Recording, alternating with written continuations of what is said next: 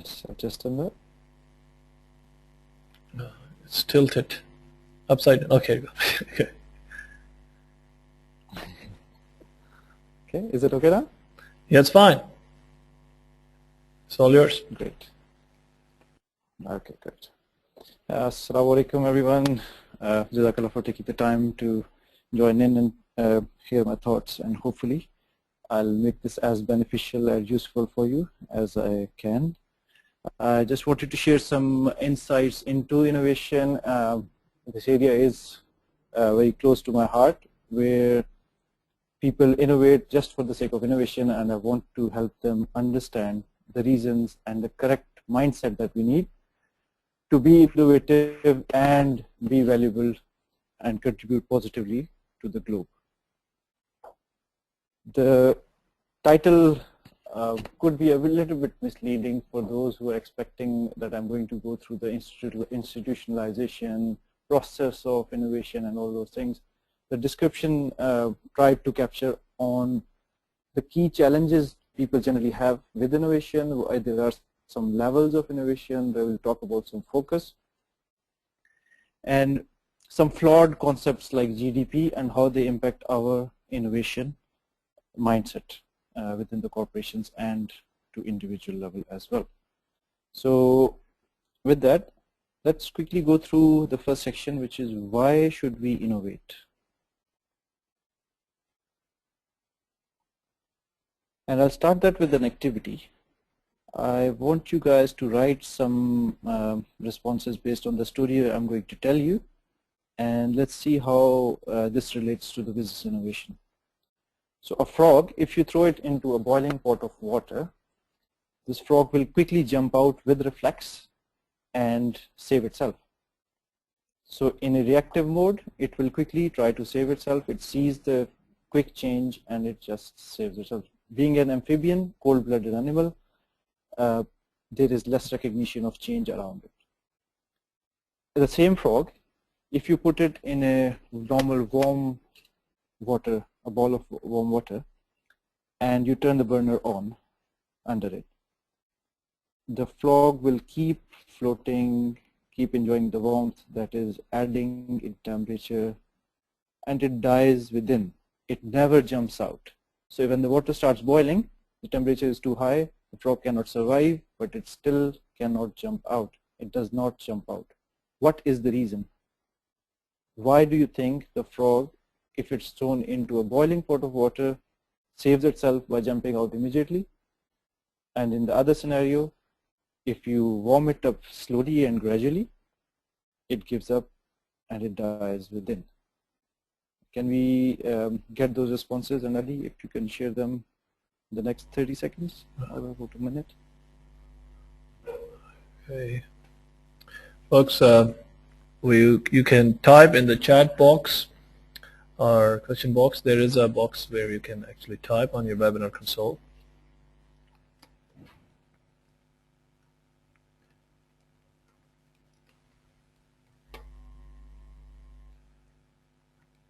It's a wrong perception of immunization.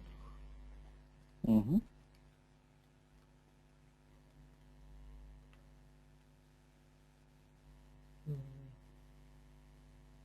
Wrong perception of immunization. Misjudgment. Okay, interesting. Because in the second case, the frog's reflexes fades away. Okay, so yeah, so they are aligned towards a direction, those answers, but I'll share the detailed process of what actually happens, why this happens. Now, a frog, being a cold-blooded animal, it tries to manage its temperature and the things around it. So because it's in the warm water, it gets into a balance where it can survive without putting in too much effort to change things around it. Now, when the temperature increases, the frog tries to and uses its energy to maintain the internal body temperature while fighting harder with the warmer water. And it keeps trying that till the point that it loses its energy to jump out. It knows it will die. It knows it has to do something to survive or save its life, but in the last, let's say it takes 10 minutes to boil that bowl of water, it just gives up. Why? Because it lost all of its energy in trying to manage smaller change around it. It tried to maintain its own state for longer without recognizing that there is a bigger change happening around him. So please do remember throughout this presentation and throughout your life, there are changes happening around us. We can resist up to an extent in professional life, in our personal lives. There are changes happening unless we are adaptive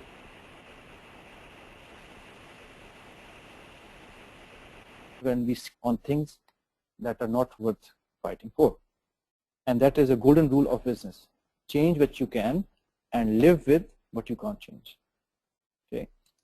So with that, the message to start with is manage your creativity and focus on proactive innovation. And I'll explain what that means in a while. So organizations used to grow, and they have been growing all this life since the inception of business. Standard & Poor's and other ratings tell you how successful companies are. So S&P 500, which is the Standard & Poor rating of global corporations, or 500 ranking. Whenever any company used to enter this S&P 500 ranking, they used to stay there for 25 to 35 years. In the last decade or so, that cycle has reduced, and now those similar organizations who experience success and growth of that level, they only survive for 10 to 15 years in that ranking. Now, if this average lifespan is shrinking, what do we need to do? What change do we need to bring into our innovation process and create a sustainable, successful model? Giving you an example of these famous cell phone producers. Who would have thought that Google and Apple will be fighting for top positions in the mobile arena 10 years ago? Nokia used to be the market owner. Samsung did not exist in the mobile arena. And all of this has changed in the last decade. Can you imagine? In the last 9 years, Apple came in, changed everything, redefined everything, all the standards, and then Google started catching up with Samsung, and Samsung produced the hardware and Google got the software, and then ultimately Samsung produced their own mobiles and they're working on their own operating system. Google has bought Motorola, which is again a mobile production company, and they're producing their own hardware and software while they are giving their software to other companies. And then in this whole process, Nokia is not even in the equation. They're trying to get back with Microsoft and other collaborations, but the market share is with Apple, Google, and Samsung. So because of the speed of change, things are changing dramatically. The innovation is amazing. They have brought so much positive things to this world, contributed it a lot. However, there is a negative impact of those innovations as well. Apple cannot be a market leader for another 5 years unless they do something drastically positive for the society. Right now they're working towards, they have converted most of the youth or the teens into consumers of unnecessary goods. Even if they can't afford it, they're buying those things. It's not Apple's fault. However, the kind of strong marketing message that gets and the viral social pressure, all of those contribute to the negativity to the global arena. And that is what we need to be cautious about. If we are not contributing positively towards the ethical economics, I call it, we are into this continuous innovation cycle that is not sustainable. And I'll explain that in a little bit in the third section.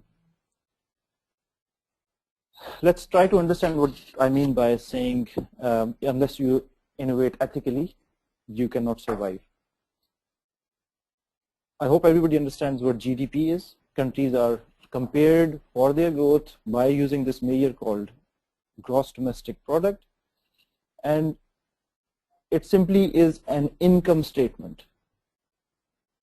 Now, even a basic first week lesson on finance will tell you income is not a definition of wealth. There are people who earn a lot, but they spend even more, hence they are not wealthy, they are actually bankrupt. They are living on credit. Same goes for the countries. If we are only measuring our success or our growth from our income statement and not measuring the wealth we are creating, and by wealth I mean the ethical economics, the value that you're adding to normal people's lives, the wealth they are creating by creating a collaborative society that helps each other to sustain, not creating more poverty and creating a bigger gap between the richest and the poorest. And I'll give you a simple comparison. The top 2% of the global wealth, of the people in this world own 80% of the wealth of this whole world. Now that's a mind-blowing number. Can you imagine the lower 45 countries of this world, the lowermost, the poorest countries in this world, they have less money and less budgeting available for their huge nations as compared to the 3 richest people in the world. Now I'm not saying earning money is wrong, but the concept is flawed. It's creating more gap between the rich and the poor, and ultimately the planet is going to suffer. So this GDP myth has to be understood well, that if countries are going to be measured on that, people are going to get that, and that gets to their mindset, and they only innovate to do business and earn money at any cost, which is a big problem. Unless we understand that the cost has to be paid by someone, and even if it's not us, even if it's not our country, if it's anywhere around the globe, if you're exploiting the laborers and others, anything we do has a cost. We have to recognize that, we have to incorporate that into the GDP, and instead of just an income statement, it has to be a wealth statement. It could be GPW, I don't know, something that has to change in our mindset of the global economics. Unfortunately, for the past decade, those countries with the recession and everything, they have struggled and they've tried to solve this problem, has only been through the measures of GDP and more stricter controls on GDP. That is insanity, because they're trying to do the same thing over and over again, and they're expecting different results like a wizard. It cannot happen like that. Why? Because you have to recognize the impacts of your exploitation or your innovation or your sales on the global map. It cannot be that, and another staggering statistic, 4% of the global population in this world utilizes 30% of the global resources. Can you imagine? Just 4% of the global population uses 30% of the global population. They are implicitly exploiting the poorer nations and poorer people around the world and poorer economies, and they'll keep exploiting unless there is a balance defined. GDP is not the answer. We have to come up with an alternative way to measure the wealth and the ethical economics on a bigger picture. Okay, let's quickly go through the innovation levels and let's see how we can address some of these. First, let's understand what the levels of innovation are. Business model innovation, process innovation, market innovation, and product and service innovation. These 4 types, I've taken them from Kotler's model. There are 4 levels of innovation by Philip Kotler, very famous philosopher, or I would say, of marketing, guru of marketing. Let's go through what these are quickly and then see how they help us improve our organizations. So business model innovation. In business model innovation, you focus on value creation. You divide your organization into new business units, and it generally requires major restructuring. Now, what does that mean? We have to redefine the value creation for the restructuring, coming up with new business units, and thinking out of the box. Let's try to understand with an example. There is many people don't even know that First Direct is part of HSBC Group. HSBC created its own competitor with business model innovation by creating a fully online bank. HSBC created a fully online bank that was its own competitor. And now, interestingly, I'm also a customer of First Direct. They have the best customer service I've ever experienced. They pick up the phone within the first 3 bells that ring. Now, this is First Direct as compared to HSBC, which takes a lot of time to respond. And there was a very famous incident via First Direct, where when 9/11 happened and the Twin Towers were on fire, somebody was in the middle of the tower, and they called. They were thinking of how when they heard the noise and they realized the building was going to collapse. They didn't call the police. They didn't call the fire brigade or anybody else. The first thing that came to their mind was First Direct promises that they will pick up my phone in the first 3 bells. So the lady was the customer service representative realized that she was in shock and she's in trouble. So he stayed online. He found out the nearest safest place for her to find the exit, and she actually saved her life by calling First Direct. And this is a very famous story that's been mentioned in Harvard Business Reviews and others as well. The point is not what happened. The point is how effective and how much change can you bring into another person's life by having a business model of innovation. And HSBC leads by example in this scenario. So it doesn't, in that scenario, it did not provide any financial support or any service that was related to finance, but it had a positive impact on some person's life. It saves their lives. Next one is the process innovation. We know Toyota production system, world's most effective and most efficient process, the production plants. Why? They looked at things differently. They made sure that they had better flow in their process. Their production lines are amazingly powerful. And interestingly, they are not automated completely. They are autonomated. Autonomated means we have people and automated steps in there. And that's the best way to utilize human beings. We work hand in hand with the automated plants or automated steps. We do best what we can do with our own hands, and then we let machines do what they can do best. And there are some bits in the production environment which are best done by human hands. Hence, Toyota came up with this model of automation. And Taiichi Ohno is the founder of the Toyota Production Systems. He believed very strongly in that. I think the ethos is still there. Now, to innovate, so to have process innovation, we need to change current logistics, sale or production operations for process improvement. And that means everything has to change. The flow has to change. Even the perception of our customer has to change. And by changing the perception, I mean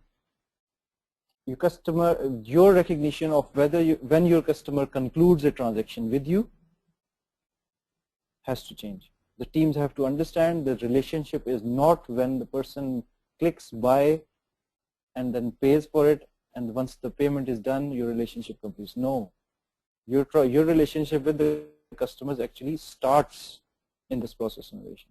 Why? We'll give you an example. When recently there was a big recall by Toyota on its famous models of Prius, and it was a voluntary recall on some potential issues that could have harmed less than 1 in a million. Now the repercussions were very, very low. If that happened, could have been a rare scenario, but Toyota took full ownership, and with their process innovation, they made sure that they helped the customers get the best value. They took on a loss of millions just to make sure that the customers maintain the happiness, they maintain the focus on getting the quality from Toyota, and they are very, very loyal to them. And you take them to the next level by saying, yes, Toyota is fine, but it's a basic production based car. You go for Lexus then, and for Lexus there's different customer demand. You innovate the process further for that. So there is different segment that you address. It's still Toyota, same production system, but completely different product. So the process innovation plays a key role in growth of an organization, in its production operations, in its sales, in its logistics. So till now we have done two. One is the business model innovation and then the process innovation. Another example of Toyota's process innovation is, if you see on the screen, there are 3 different cars, Peugeot, Citroën, and Toyota Aygo. This was produced year before last, I believe. All of these 3 cars are sold at different prices, Toyota being the most expensive for obvious reasons, because of reliability and everything. The interesting bit is all of them used the same bodies. So the metal body, the structure of these cars is exactly the same, produced by Toyota and given to their competitors. So these are effectively competitors of each other. Still, with process innovation and excellence that Toyota has, they give away their structures to these competitors and let them define their own exteriors and interiors with the lights, different lights and the badges and the interior dashboards and the spacing. Now can you imagine you giving your own patents and your own structures with the best possible way that you have produced with excellence? You give it to your nearest competitor and say, okay, you sell it with your own brand. That's an amazing success. That's beyond simple imagination. We generally try to hide these things, and Toyota is quite open to that. There is obviously a collaborative agreement on how that works, but this is true process innovation. Okay. Next one is the market innovation.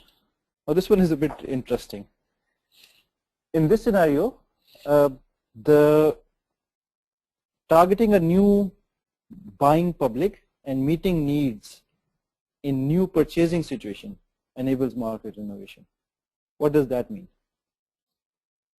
Sometimes you have to create a market. You create new patterns for your buyers to be able to buy new things. And the simplest and the most effective example I see in the recent times has been iTunes. iPhone would not have been, it would have been fractionally successful unless it was backed up by iTunes, iPods and everything. It's all to do with the background system that was given in the name of iTunes Store that allowed people to purchase licensed software in bite sizes at a fraction of the cost, and it made sure that it became a free market. So it wasn't the records company taking ownership and the tycoons exploiting people. You could, even now, you can produce amazing music, you can publish it on iTunes, people can buy it, so you have free access to this market. You imagine the repercussions of that. You have empowered the public to buy things, to sell things, to have global access. And in that process, Apple makes a lot of money. Why? Because there's a shop front. People put their stuff in for selling and the buyers come in. The footfall on iTunes is amazingly high.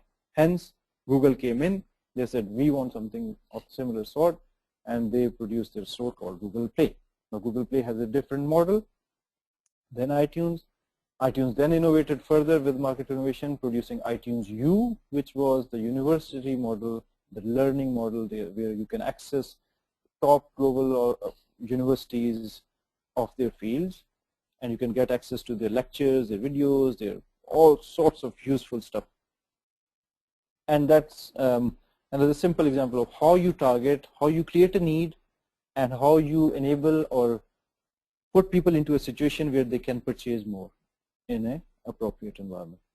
Before iTunes, there was no such concept that was as successful as that, and it was a win-win for the seller, for the buyer, and even for it's actually win-win-win, three-way winning model. Now, the third one, the fourth model is, so we've been through three already. If you remember correctly, we've got the business model innovation, the process innovation, and the market innovation. The fourth one is product and service innovation. Now here, it's all to do with improving technology, making sure that we're producing something of a better, higher power, faster, bigger, faster, cheaper, all those, smaller, faster, cheaper in case of iPhones. And the model is again the similar one. So we encourage same audience towards higher needs for product and service innovation. So we produce new models, we expand lines, we enhance technology, and the typical examples of those are iPhone, the Galaxies, and the Fitbits, and the whatnot. Over the past few years, iPhones have evolved from the iPhone, the first one, and now up to iPhone 5S. Even the button that we used to press, the single button that they introduced, that was a core innovation, they re-innovated that as well. Amazing product innovation when they introduced this thumb scanner. Now,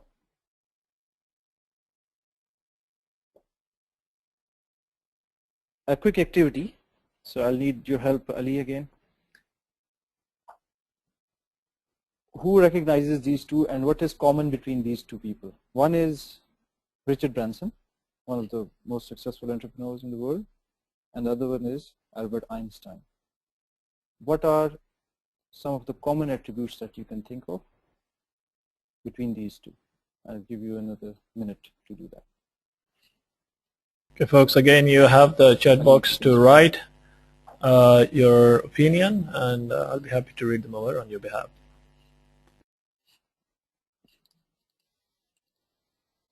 When was the last time you did something for the first time?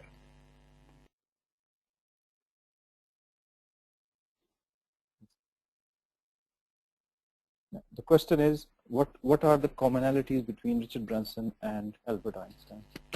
Okay, there's a confusion. I think on the slide it's reading a different question, but Brother Naveed, could you repeat the question again? Yes, the question is, what is the common attribute, what are the commonalities between Richard Branson and Albert Einstein? Similarities. Innovation.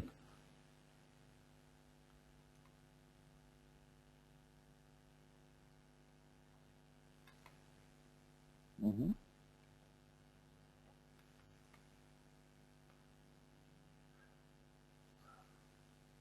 So while people are typing, I'll explain a little bit. Playing with ideas. So Richard same, yeah. Playing with it. Exactly. So Richard Branson started about 400 companies. Sorry, initiators. 400 limited companies that he started. Yeah. About 400 companies that Richard Branson started. only 25 of them have been successful approximately. That is a staggering number. If you take it in percentage, he's a big failure. From statistics point of view, he's a big failure because most of his companies failed. Same goes for Albert Einstein. We are familiar with a couple of theories. If I say, tell me three more things about him, more than three things about him, so apart from the theory of relativity and others, he actually produced a few hundred papers, out of which only 2 became successful. Now, he was even a bigger failure than Mr. Branson then, if you just count the numbers and statistics of success. And the message here is, it's not about the number of failures you have. It's about trying different things and consistently putting in the effort and starting new things to help people, to solve problems, solve real world problems for people, to make their lives easier.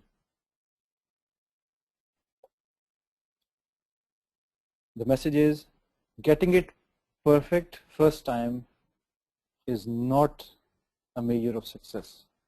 We have to keep trying. We have to make sure that we are consistently learning from our mistakes. Now I'm entering to the last section of this presentation, and it's to do with trying to understand what J curves are, or some people call them S curves, how business performance over time changes, and how systems are commoditized and ultimately they perish. So it's persistence, perseverance into some areas and ultimately pivoting into something else. So if you look at the first bump, or you slide, or whatever you want to call it, there is a J feeling. So you see the initial survival, then the growth, the upward trend in business performance, and then there comes a point where your first industry leading business comes to a stagnant state. You stop growing, your competitors catch up, your product is not innovative anymore, it's not attractive to the customers anymore, and the same product that was extremely successful now becomes a commodity. Now that means there is very limited benefit from it. Unless we are careful and very, very cautious about it, we will lose the market leadership, and we actually, our innovation is goes down the drain. Unless we are innovative enough, we cannot maintain leadership, and that leadership only comes through continuous innovation while keeping ethics in mind, ethics of economics globally.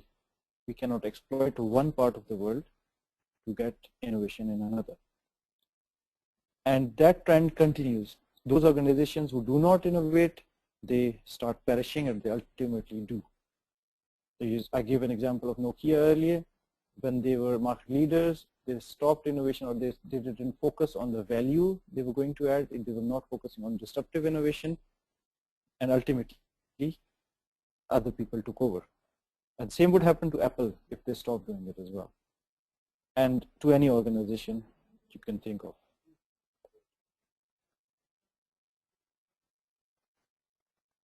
Okay.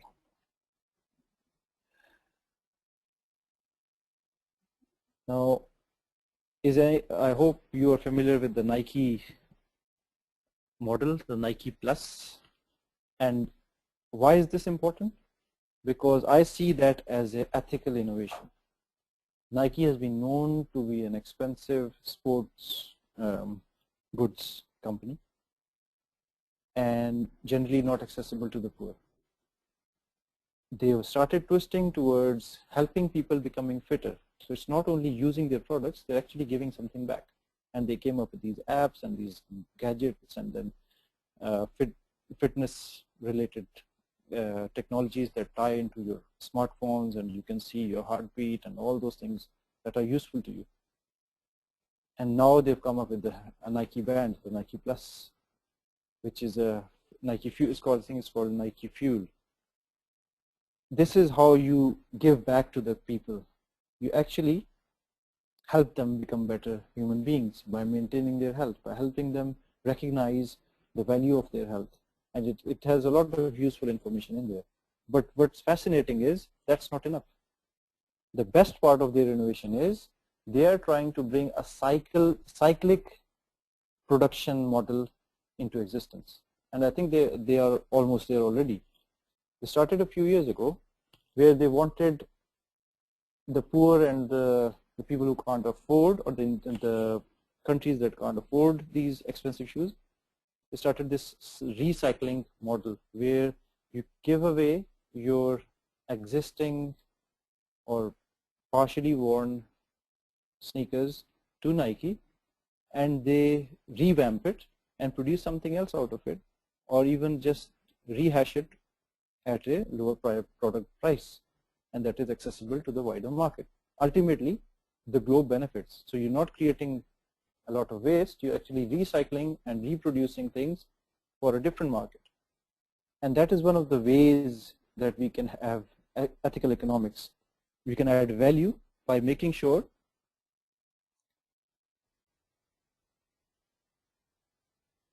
it's beneficial, not only viable product. Recently, McDonald's has been through difficult times. Can you imagine one of the biggest, I think the biggest food chain, 34,000 stores globally, 27 billion revenue, present in 118 countries and growing. For the last 5 quarters, they have not been able to meet their expectations. Why? Because people have started recognizing that having McDonald's is not good for you. It's not good for your children. It's not good for your health. It's not going to be helpful for the planet at all, because it's causing obesity, it's causing so many other problems.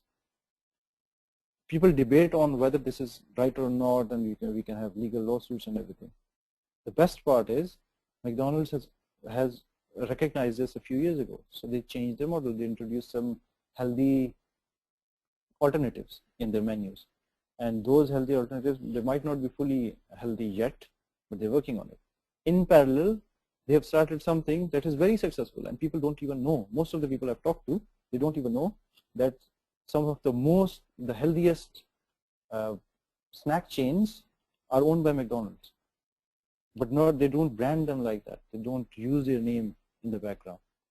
So Pret a Manger is a good example. It's very famous in the UK. People love to have healthy bites there. And their whole motto is completely opposite to what McDonald's sells, but still they're adding value. So the recognition of ethical economics is there in the corporate especially. All we need to do is to make sure people benefit from it and the right kind of innovation is done. In summary, the last thing I wanted to mention was, if we stay focused on the GDP, if we do not change things drastically, if we do not focus our innovation to ethical economics, we are going to perish. Even large corporates are going to perish. And I say that with full confidence because I believe that Allah has created us and Allah has given us the instructions on how to live in this world, and He has asked us to find a balance. And it's not only personal level balance, it's to do with balance in everything. Islamic economics is the ethical economics model that we need, where exploitation is discouraged and there is partnership amongst people who have the money and who can do work. It's not an exploitation like some of the banking sectors where you give the loan to the people and you only expect the money back even if the person is suffering, even despite their full honest effort, there is no risk for the person who is lending the money. Also, when we are innovating in any of the models that we are talking about, unless we think about the impacts on the planet and the people, there is no way that the companies can survive. Previously, innovation used to be a survival tactic. It's not anymore. It's the survival tactic and the only way to grow now. And I say that with full confidence because I believe that the corporates have recognized this already. They're already moving towards it. I gave a few examples. And inshallah, in the next webinar, I'll focus mainly on this area where ethical innovation is in progress. And instead of focusing on GDP, which is the income statement only, global businesses will work towards creation of wealth in terms of happiness, motivation, and sustainability throughout the globe, irrespective of whether you are rich or poor. And that's the key message I wanted to give today. The institutionalization of innovation is good. You can use any models, the 4 different types that I discussed earlier. You can combine some models as well. I have helped many organizations in doing that recently. I have been innovative myself as well. I have a few patents. The most important thing that we need to do is to help people recognize the flaws of GDP, how we can address them at a national level, how we can address the GDP mindset at personal level and within our smaller organizations, all with the focus towards ethical economics. Unless we do that, somebody somewhere is going to be exploited and is going to suffer because of your innovation. And with that, I'll open the floor for questions, and you're most welcome to ask any questions, and yeah, let's have a healthy discussion on how we can capitalize on this. Ali? Thank you very much, Anvit, for a very interesting presentation. Folks, we're open for Q&A. You could either post your questions in the question box. I'll be happy to read them over on your behalf, or you could raise your hand. There's a hand icon available on your webinar console. If you click on it, I will give you a chance to speak to Mr. Khwaja directly. There is a question already posted on, let me go. Okay, the question is, what advantage Hsbc is getting by creating its own competitor through business model innovation? Okay, very good question. Thank you very much for asking that. I should have clarified that before as well. Now, Hsbc being a huge institution, and you know what comes with a huge institution is just like a big ship. Changing that direction or moving fast is impossible for large organizations. So what they do is they innovate by creating newer divisions and having these speedboat mindsets. And First Direct is one of the speedboats where they tested. Hsbc had an idea and they thought it was viable, so they introduced the future of banking, which was online only. And First Direct does not have any shop fronts. There are no bank branches for First Direct. It's only online or by telephone. And this was a test that was very successful and still is, and they are growing on that, and people are following. There are other banks who have come up with a similar mindset saying, okay, so the future of banking is online only. Why do you need a shop front? Why did you go to, I actually don't even remember when I went to the bank last time. There has not been a need. So those things are going to happen, and there is a fine balance. The best thing you can do is actually do that with your own organization. I'm not saying you open a direct competition. It's a direct competition to your own thing and you lose market share. This is actually expanding the pie. Banking used to be physical only, and now they've expanded the pie by adding an online version as well. Both are owned by Hsbc. They're benefiting quite a lot, and because they're doing quite well, both of them, it's a healthy, positive competition. Ultimately, that is what you need from an employee's point of view. Let's say you stay innovative, you keep innovating, you think positively, and add value to the customers. Ultimately, who has benefited? Everybody. So the customers are happy, the bank is happy, everybody is happy making money and managing their money. And new additional products are coming up as well. So it's a good model to do that. I hope that clarifies the reasons why Hsbc introduced First Direct, even though it's a direct competitor of its own. Okay, there's another interesting question. Could the greed for profitability get along with ethics? Greed for profitability get along with ethics. Yeah, I think yes. The answer is yes, because I won't say aiming for a higher profit is greed. No, it's not. You can have higher profit. Prophet Muhammad, when he established his first state, the business model in Medina, it was a free state. So he said, do not specify the prices of goods. Let the market decide. And then the market decided on its own on how much each good should cost. And that was quite good, because some people were charging too much, and because other people were charging less, so the customer benefited. And that is okay. However, if the greed is just to make money at any cost, that is a problem. If we recognize the need and the impact of our greed, and it's not external, we should definitely have that.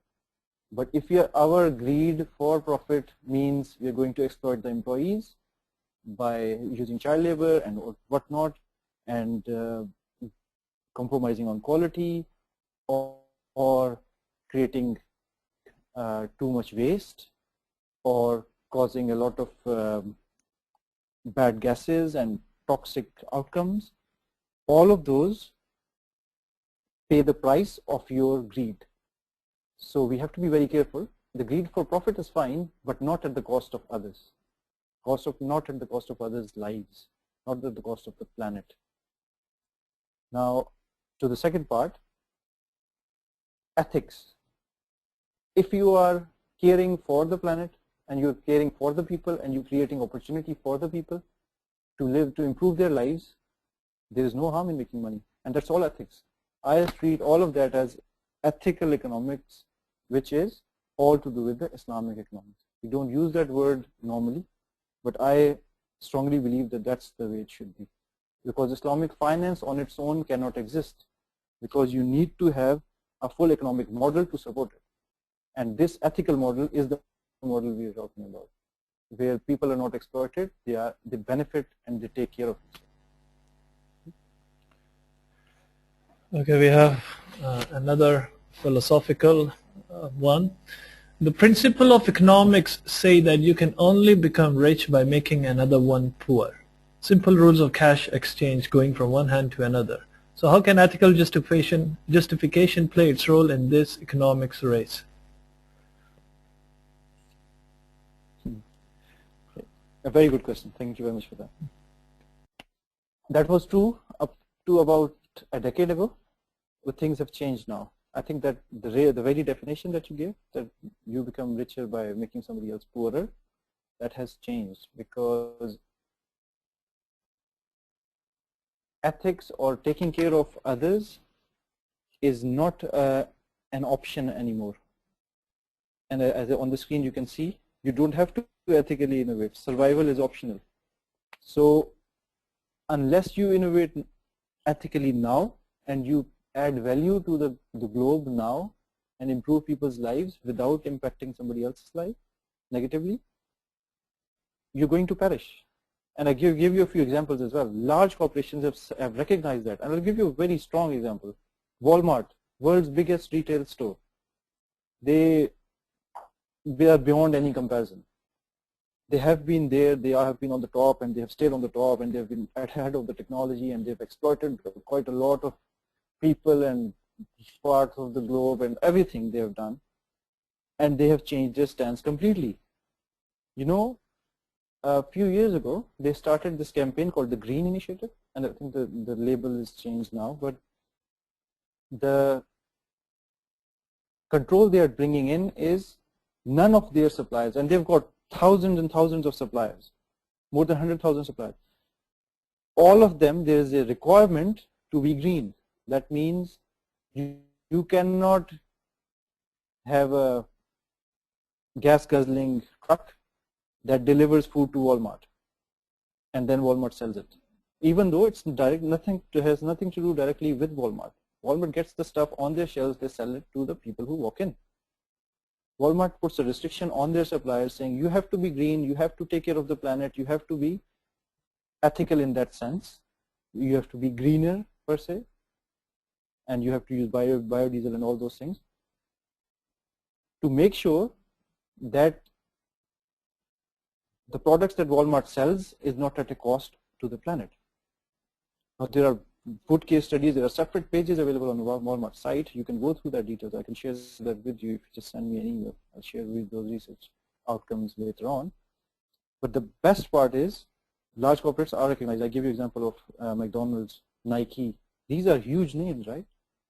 They are sorting things out. They know that's not a survival tactic anymore. It's the growth tactic.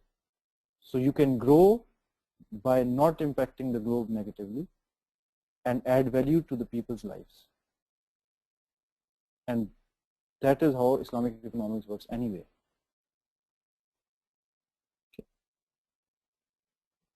Another one. Hello? Yes, sir. Thank you very much. What can we do at a policy level to enable ethical innovation? Okay, so very good question. This is a follow-up from the last question, I would say. The last example that I gave for Walmart, so they changed their policy, as simple as that. The policy is, we will not accept your goods, even if you are the cheapest or you're the best and you're the market leader or whatever you are. We will not accept your product because you are not green. You are having a negative impact on the globe.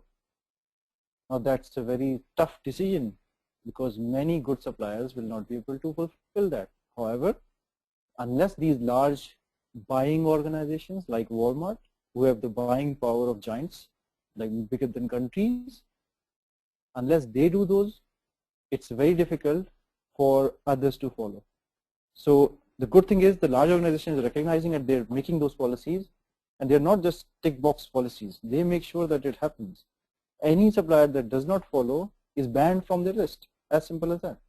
And there are controls around that as well. So people can lie, but they find out and they make sure that there are controls and inspections around those things as well. Now, how does it benefit? So if there are 100,000 suppliers, let's say for Walmart, you make a policy that you have to be green, and you really mean it. That means you have improved more than 100,000 businesses in their operations. You have reduced the impact on the globe from a pollution point of view. You haven't solved the problem. The exploitation is still there. However, that could be the next step. So let's say Walmart wakes up further and they say, or Carrefour, or I'm just using my example right now, Carrefour, Asda is Walmart anyway, Tesco's, and all these big Sainsbury's and Morrison's.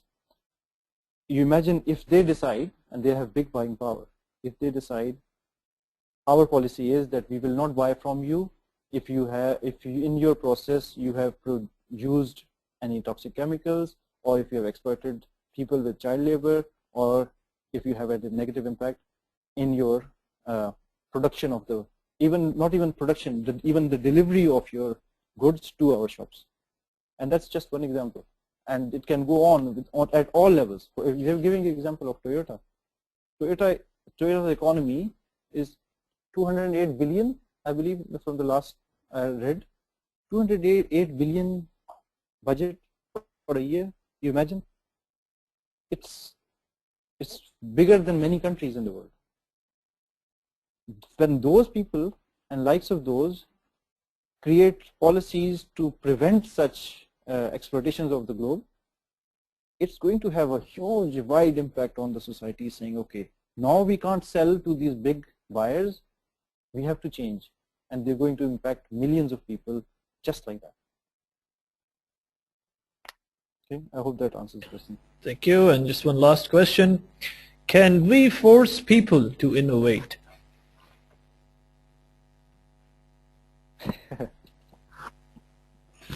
Okay, it's good that this is the last question, because we have to finish on a lighter note. I know I've strongly spoken about quite a few concepts.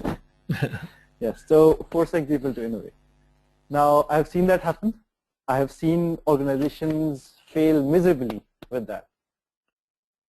Can you imagine, let's say I pay you 100,000 reals, I put you in a room for 1 week and say, you come out of that room, you take this money, come out of this room, and I want 10 innovations from you.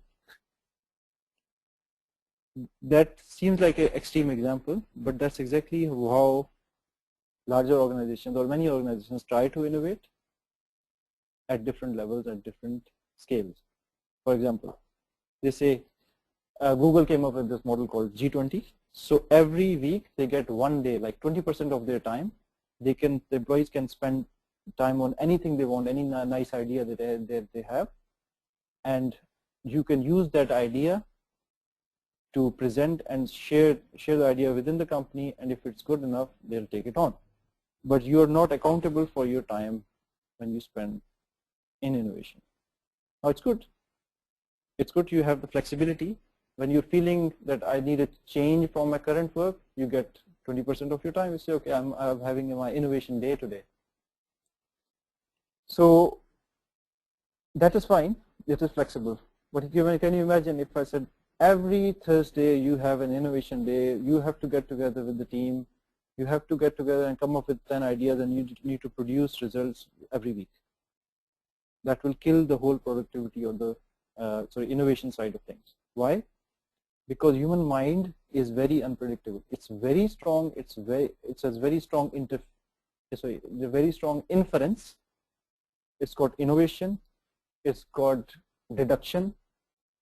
It's got all those skills of imagining, visualizing the challenges, the complexities of those challenges, and the patterns of solutions in those challenges.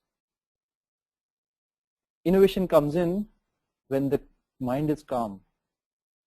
You will realize that people with higher levels of stress, when they're stuck in their 9-to-5 jobs and stuck back on the way home in traffic, there'll be a lesser chance of innovation. And that's why in our consultancy, the way I engage with organizations is I ask them what you need, whether you need productivity, innovation, or motivation.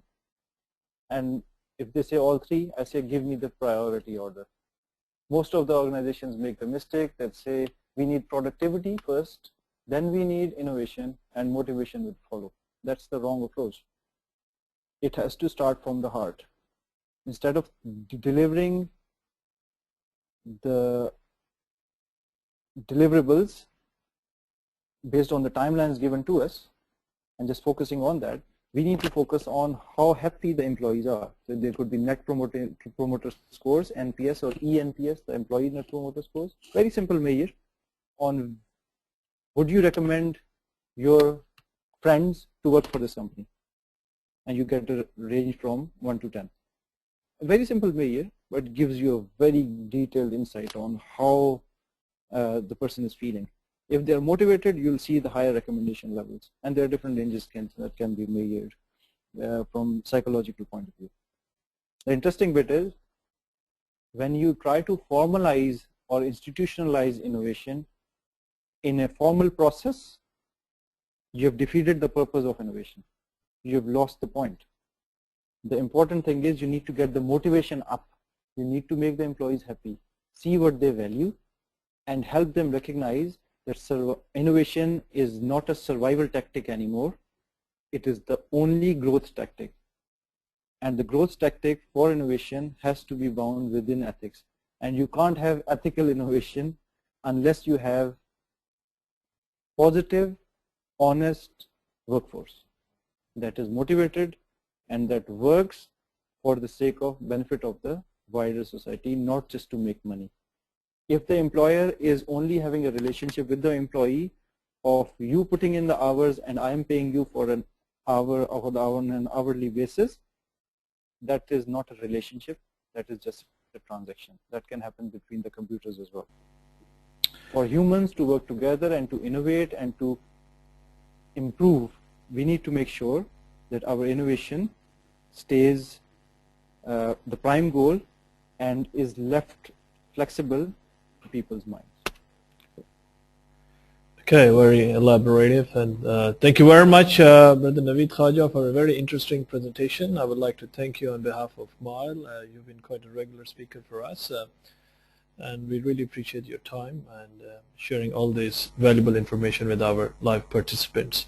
And thank you all of those who participated in this webinar and for your questions and making it interactive experience for all of us. Any concluding remarks, Brother Khwaja, that would you like to give before we dismiss out? Yes, so if you have any ideas, any suggestions, anything you agree or disagree to, please write to me. The most important thing is your feedback. I want to develop on this model and this corporate social responsibility versus corporate social value, the innovation. Being a change management consultant, this is what I love to do, and this is what I would love to help you do as well.